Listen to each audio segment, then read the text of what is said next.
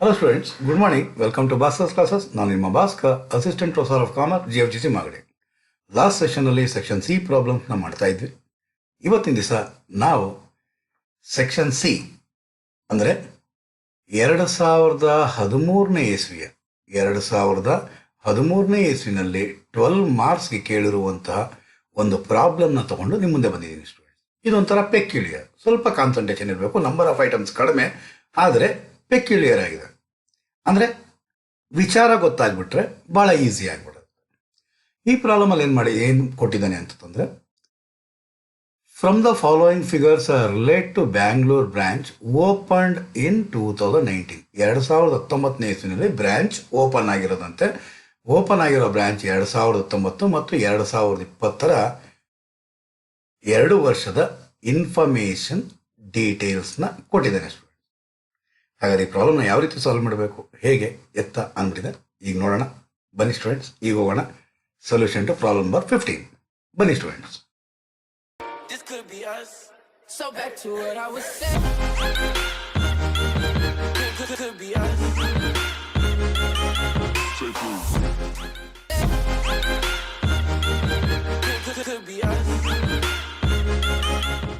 This could be us. So back to what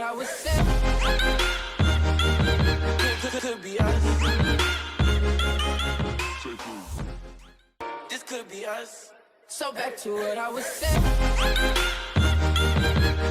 Could be us.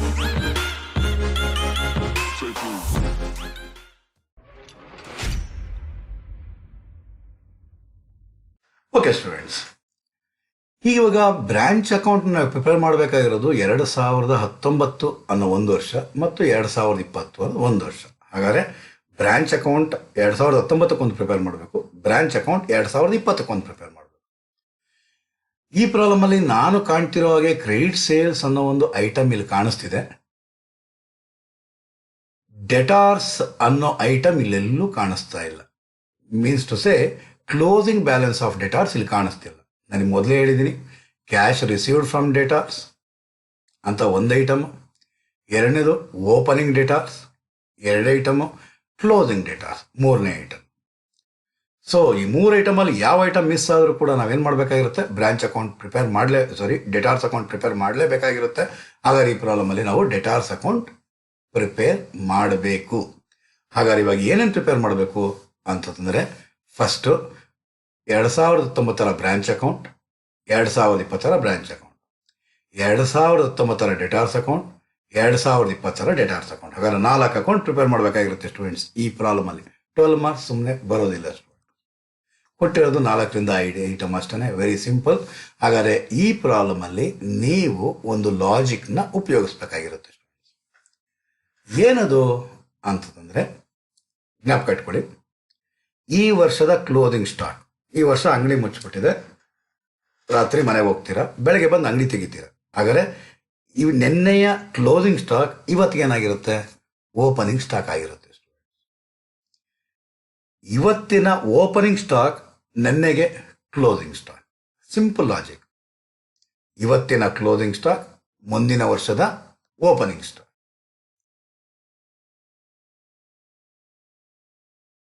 ಹಿಂದಿನ ವರ್ಷದ closing stock ಏನಂದ್ರೆ, ಹಿಂದಿನ ವರ್ಷದ ಕ್ಲೋಸಿಂಗ್ ಸ್ಟಾಕ್ ಈ ವರ್ಷಕ್ಕೆ ಓಪನಿಂಗ್ ಸ್ಟಾಕ್. ಸರಿನಾ ಸ್ಟೂಡೆಂಟ್ಸ್? ಈಗ ಇವಾಗ ನೋಡಿ, ಇವಾಗ ಸುಮ್ಮನೆ ಉದಾಹರಣೆಗೆ ಇಲ್ಲೇ ಲೈವ್ ಎಕ್ಸಾಂಪಲ್ ಇಲ್ಲೇ ಇದೆ. 2019ರ ಕ್ಲೋಸಿಂಗ್ ಸ್ಟಾಕ್ ಏನಾಗುತ್ತೆ, 2020ರ ಓಪನಿಂಗ್ ಸ್ಟಾಕ್ ಆಗುತ್ತೆ. ಹಾಗಾದರೆ ಕ್ಲೋಸಿಂಗ್ ಸ್ಟಾಕ್ನ ನಾವು ಕಂಡುಹಿಡಿದಾಗ, ಕ್ಲೋಸಿಂಗ್ ಬ್ಯಾಲೆನ್ಸ್ ಸ್ಟಾಕ್ ಅಂತ ಉಪಯೋಗಿಸ್ತಾ ಇದ್ದೀನಿ, ಕ್ಲೋಸಿಂಗ್ ಬ್ಯಾಲೆನ್ಸ್ನ ನಾನು ಉಪಯೋಗಿಸಿದಾಗ ಇಲ್ಲೇನಾಗಿರುತ್ತೆ ಸ್ಟೂಡೆಂಟ್ಸ್, ಅದು ಓಪನಿಂಗ್ ಬ್ಯಾಲೆನ್ಸ್ ಆಗಿರುತ್ತೆ. ಇಲ್ಲಿ ಏನೇನು ಉಳಿದಿದೆಯೋ ಅದ ಕ್ಲೋಸಿಂಗ್ ಬ್ಯಾಲೆನ್ಸಸ್ ಎಲ್ಲ ನೆಕ್ಸ್ಟ್ 2019ರ ಕ್ಲೋಸಿಂಗ್ ಸ್ಟಾಕ್, 2020ರ ಓಪನಿಂಗ್ ಸ್ಟಾಕ್, 2019ರ ಕ್ಲೋಸಿಂಗ್ ಸ್ಟಾಕ್, 2020ರ ಓಪನಿಂಗ್ ಸ್ಟಾಕ್. ಸರ್ ಹಾಗಾದ್ರೆ 2019ರ ಓಪನಿಂಗ್ ಸ್ಟಾಕ್ ಅಂದರೆ 2018ರ ಕ್ಲೋಸಿಂಗ್ ಸ್ಟಾಕ್ ತಗೊಬೇಕಾ? ನೆವರ್. ಕಾರಣ ಏನಕ್ಕೆ ಕೇಳ್ತಾ ಇದ್ದೀನಿ ಅಂದರೆ, ಬ್ರಾಂಚ್ ಓಪನ್ ಮಾಡ್ತಾ ಇರೋದೇ 2019, ಈ ವರ್ಷನೇ ಬ್ರಾಂಚ್ ಓಪನ್ ಮಾಡ್ತಿರೋದು. ಹಾಗಾದ್ರೆ ಈ ವರ್ಷ ಬ್ರಾಂಚ್ ಓಪನ್ ಮಾಡ್ತಾ ಇರೋದ್ರಿಂದ there is no opening stock. ಹಾಗಾದರೆ ಓಪನಿಂಗ್ ಸ್ಟಾಕ್ ಯಾವುದು ಇರೋದಿಲ್ಲ. ನಾವು ಫಸ್ಟ್ ಇಯರ್ ಓಪನಿಂಗ್ ಬ್ಯಾಲೆನ್ಸಸ್ ಏನು ತಗೊಳ್ಳಂಗಿಲ್ಲ. ಸೆಕೆಂಡ್ ಇಯರ್ನಲ್ಲಿ ಏನು ಕ್ಲೋಸಿಂಗ್ ಬ್ಯಾಲೆನ್ಸ್, ಫಸ್ಟ್ ಇಯರ್ನಲ್ಲಿ ಏನು ಕ್ಲೋಸಿಂಗ್ ಬ್ಯಾಲೆನ್ಸ್ ಇರುತ್ತೋ, ರಿಪೀಟ್ ಮಾಡ್ತಾ ಇದ್ದೀನಿ, ಫಸ್ಟ್ ಇಯರ್ನಲ್ಲಿ ಏನು ಕ್ಲೋಸಿಂಗ್ ಬ್ಯಾಲೆನ್ಸ್ ಇರುತ್ತೋ ಎರಡನೇ ವರ್ಷದ ಓಪನಿಂಗ್ ಬ್ಯಾಲೆನ್ಸ್ ಆಗಿರುತ್ತೆ ಸ್ಟೂಡೆಂಟ್ಸ್. ಹಾಗಾದರೆ ಈ ಲಾಜಿಕ್ ನಿಮ್ಗೆ ಅರ್ಥ ಆಗಿದೆ ಅಂತ ಭಾವಿಸಿದ್ದೀನಿ. ಹಾಗಾದ್ರೆ ಈಗ ಹೋಗೋಣ problem solution. One by one post ಮಾಡ್ಕೊಂಡು ಹೋಗೋಣ, ಆಮೇಲೆ ಬ್ಯಾಲೆನ್ಸ್ ಮಾಡುವ. ಓಕೆ, ಸ್ವಲ್ಪ ಝೂಮ್ ಔಟ್ ಮಾಡ್ತೀನಿ.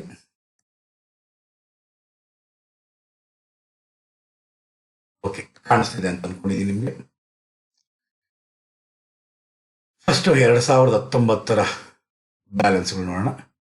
ಗೂಡ್ಸ್ ಇಂಟು ಬ್ರಾಂಚ್ ಅಂತ ನಾನು ಫಾರ್ಮೆಟ್ ಹಾಕೊಂಡ್ಬಿಟ್ಟಿದ್ದೀನಿ ಇಲ್ಲಿ.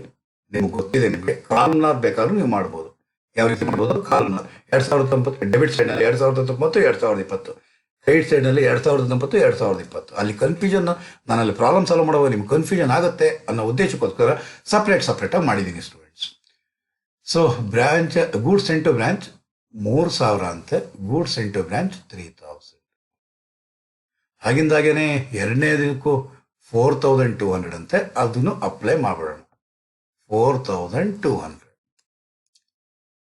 ದೆನ್ ಕ್ಯಾಶ್ ಸೇಲ್ಸ್ ಅಂತೆ 1200, cash sales 1200. Then 1920.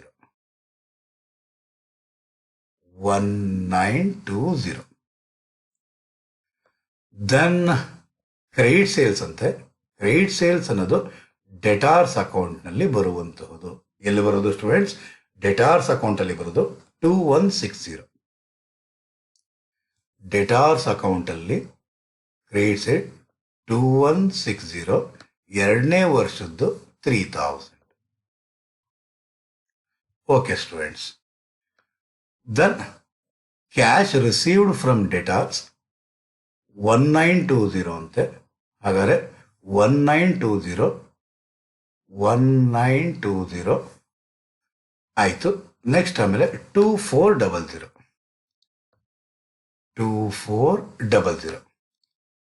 Next discount allowed 30 ರೂಪಾಯಿ 90 ರೂಪಾಯಿ ಅಂತೆ.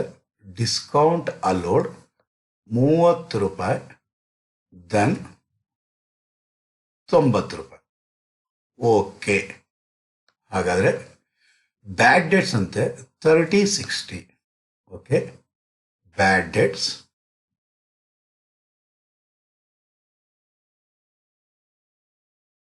3060.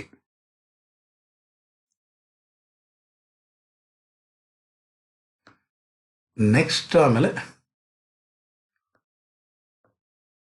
Cash spent to branch for expenses. So cash spent ಅನ್ನೋದು sent to branch for expenses 420, ಇನ್ನೊಂದು 600. Okay, next stock on 31st December on a closing balance of stock. ಜ್ಞಾಪಕ ಇಟ್ಕೊಳ್ಳಿ students, 480. ಇದೇ 480 ಮರೆಯೋಕ್ಕೆ ಮುಂಚೆ ಇಲ್ಲಿ ಓಪನಿಂಗ್ ಸ್ಟಾಕ್ ಆಗಿರುತ್ತೆ ಸ್ಟೂಡೆಂಟ್ಸ್. ಅದನ್ನೇ ಹೇಳ್ತಾ ಇರೋದು ನಾನು. Closing stock of first year will be the opening stock for the next year. So ಗೊತ್ತಾಗಿದೆ ಅಂತ ಭಾವಿಸಿದ್ದೀನಿ. ಈ 480 ಹೇಗೆ ಬಂತು ಅನ್ನೋದು. 480 ಅಲ್ಲ, 420, 480, ರೈಟ್. 840.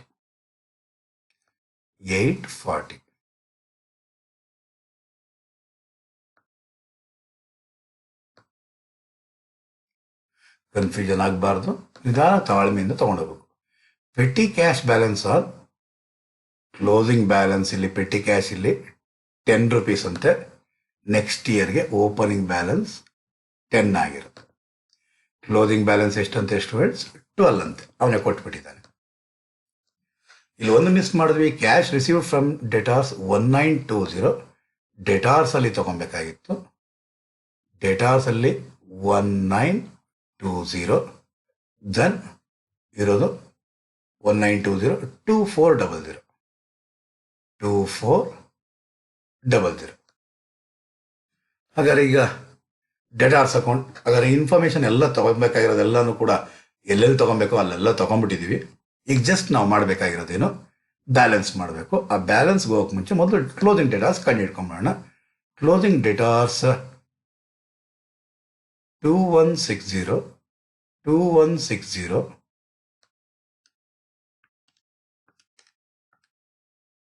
ಮೈನಸ್ 60 ಮೈನಸ್ 1920 ಅಂದರೆ ಬರೋದು 180. ನೆಕ್ಸ್ಟ್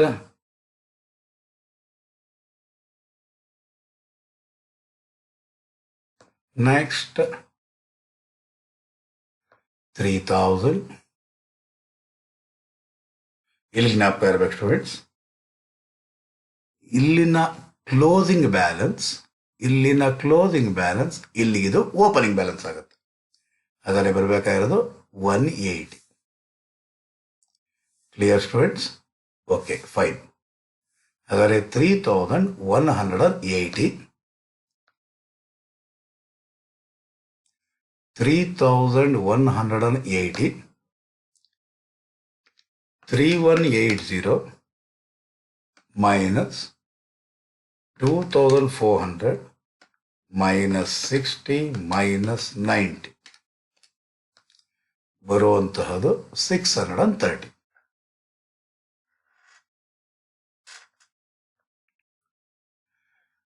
ಇದು ಕ್ಲೋಸಿಂಗ್ ಬ್ಯಾಲೆನ್ಸ್. ಹಾಗಾದ್ರೆ ಇವಾಗ ಇದನ್ನು ಪೋಸ್ಟ್ ಮಾಡೋಣ. ಸೆಕೆಂಡ್ ಇಯರ್ನ closing stock 630, closing data 630. Okay, 630 ತಗೊಂಡಿದ್ದಾಯ್ತು. Opening balance 180. ಇಲ್ಲಿ ಓಪನಿಂಗ್ ಆಯಿತು ಅಂದರೆ ಇಲ್ಲಿ ಕ್ಲೋಸಿಂಗ್ 180. Clear students? ಹಾಗಾದ್ರೆ ಡೇಟಾಸ್ ಬ್ಯಾಲೆನ್ಸ್ ಕಂಡುಹಿಡಿದಾಯ್ತು. ಈಗ ಜಸ್ಟ್ ಬ್ಯಾಲೆನ್ಸ್. ಹಾಗಾದ್ರೆ ಇವೆರಡನ್ನು ಕೂಡೋಣ. 1200 ಪ್ಲಸ್ 1920 ಬರೋದು 3120. ಇದನ್ನು ಟೋಟಲ್ ಮಾಡೋಣ. 480 ಪ್ಲಸ್ 190 ಬರುವಂತಹದ್ದು 670. ಇವೆರಡನ್ನು ಆ್ಯಡ್ ಮಾಡೋಣ.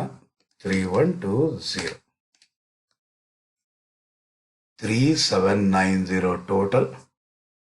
3790 ಟೋಟಲ್ ಮೈನಸ್ 3000 ಮೈನಸ್ 420 ಅಂದರೆ 370 rupees ಅನ್ನೋದೇ ನೆಟ್ ಪ್ರಾಫಿಟ್ ಆಗಿರುತ್ತೆ ಸ್ಟೂಡೆಂಟ್ಸ್. ಎಲ್ಲಿ ಕಳಿಸ್ಬೇಕಿದು? ಜನರಲ್ ಪೇಡ್ ಅಕೌಂಟ್ ಕಳಿಸ್ಬೇಕಾಗಿರುತ್ತೆ ಸ್ಟೂಡೆಂಟ್ಸ್. Clear students? ಹಾಗಾದ್ರೆ ಈಗ ಹೋಗೋಣ, ಎರಡನೇ ವರ್ಷದ ಬ್ಯಾಲೆನ್ಸ್ ಮಾಡೋಣ. ಟೋಟಲ್ ಮಾಡೋಣ. 480 ಪ್ಲಸ್ 10 ಪ್ಲಸ್ 180, 480 ಪ್ಲಸ್ 190 670. ಇದನ್ನು ಟೋಟಲ್ ಮಾಡುವ. 1920 ಪ್ಲಸ್ 2400 ಅಂದರೆ ಬರೋದು 4320.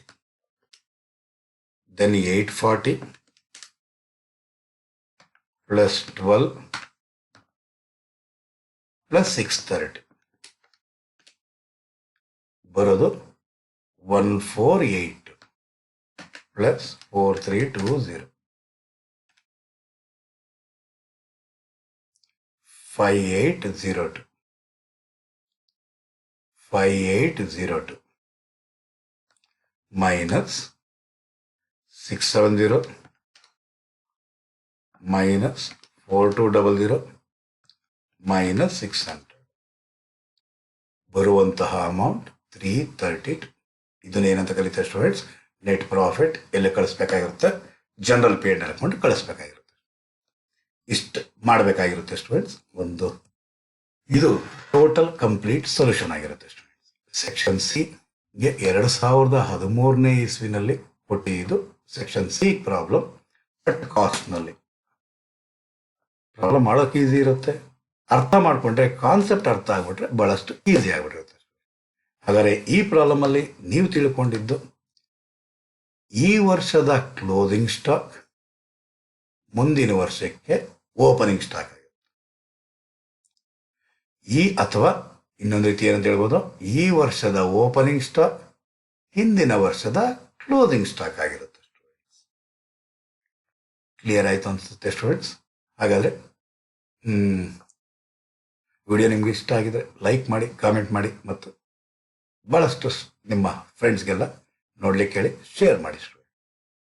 ಹಾಗಾದರೆ ನೆಕ್ಸ್ಟ್ ಸೆಷನಿಂದ ನಿಮ್ಮ ಮುಂದೆ most important topic, most important, if goods are sent by the head office at inflated price, ಯಾವ ರೀತಿ ಇರುತ್ತೆ, ಏನು ಮಾಡಬೇಕು, ಲೋಡಿಂಗ್ ಅಂದ್ರೆ ಏನು ಅನ್ನೋದನ್ನ ನಿಮ್ಮ ಮುಂದೆ ಬರ್ತೀನಿ.